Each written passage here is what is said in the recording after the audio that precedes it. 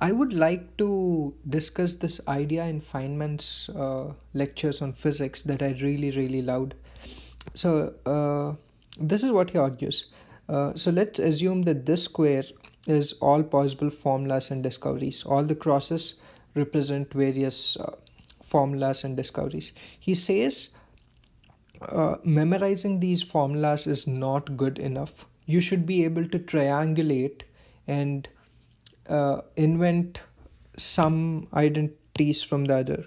For example, if you for some reason forgot this law, you should be able to triangulate based on nearby laws into that.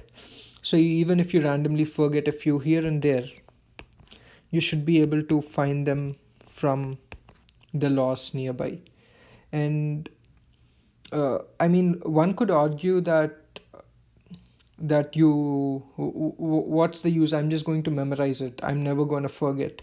But Feynman counter argues that this is very important because whenever you have new discoveries in physics, it happens because of triangulation. So maybe there is this law that is undiscovered. So inside the square is all discovered laws.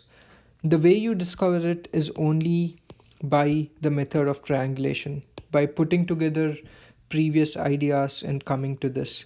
So, what we really need to learn is not the process of memorization, but the process of seamlessly transitioning from one law to other, the process of understanding this bigger map and being able to go from one to other very quickly. So if you need a lot of math to derive from law A to law B, it's very important that you're so good at math that uh, it the transition becomes so much easier. This way, if you're able to keep jumping around very easily, that makes thinking much more easier, and you can focus your energy on more exciting things such as inventing a new law instead of getting stuck in a mathematical mistake.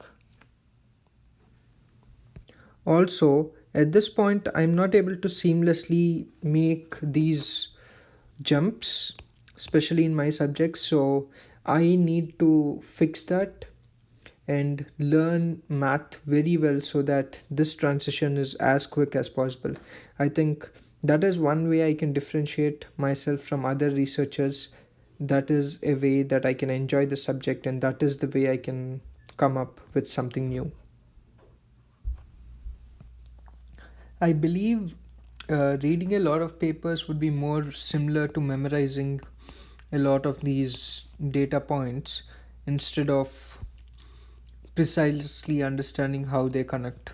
I think it's more important to just figure out a few good papers and understand them very well, and that should be good enough to derive more ideas.